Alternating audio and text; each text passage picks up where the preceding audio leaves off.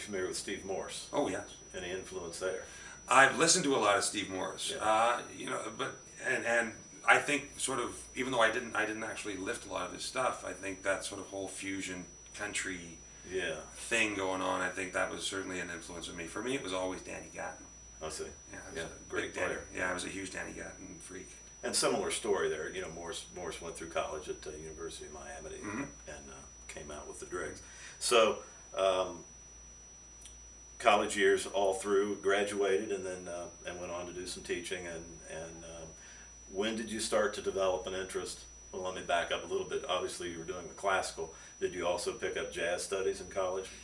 No, at the University of Toronto at the time was strictly classical music. Classical.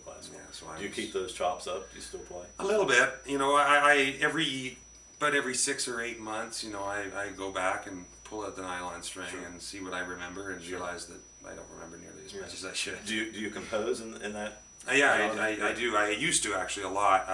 Not so much anymore. My composing and nylon string playing is mostly in open tuning, which you wouldn't normally do in classical guitar. It's standard tuning. So at that point, you're out of school with a degree in classical, and you've still got this interest in rock. And then where did the rootsier influences start to creep in? Well, you know, when I left university, I had to make a living, which was not easy in Ontario at the time. So I started playing in country bands, because I had played country guitar all the time, you know, with people in bars, just picking up gigs. Sure. And so I started playing in country bands, playing in, well, top 40 country bands, which I really wasn't enjoying, but I of course enjoyed playing country guitar. That would have been the era of the outlaw country stuff. That was Hank Jr. and Alabama. Yeah, when I started it was that, and then by the time I graduated university, we were getting into Garth Brooks and that kind of stuff. And you know, if I have to play, I played Friends in No Places, I don't know how many times. And I did that, but I still loved the guitar playing, but I wasn't really into the actual compositions of the tunes. So I started going back and starting to, you know, go back to the Bakersfield sound, and even before that, and learned all about Merle Travis and Chet Atkins and stuff like that. So did you make both a concentrated historical study of that as well as a technique study, or more just picking up the songs? I'm more of a vulture of the guitar. If I hear something I like, I'll figure it out. But you know, I'd like to know a little bit of history, but I'm strictly about how to make the sounds on the instrument. And do you then pick the stuff up by ear, or do you go for tabs and notation if you can get it? Or I kind of I try and pick things up by ear, but I also am not a person that will ever directly learn something verbatim.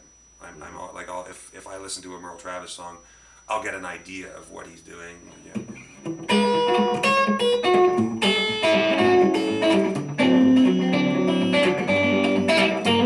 Right. You know, Merle never played exactly that, That's right. but it's in, you know, you can get the general genre of it.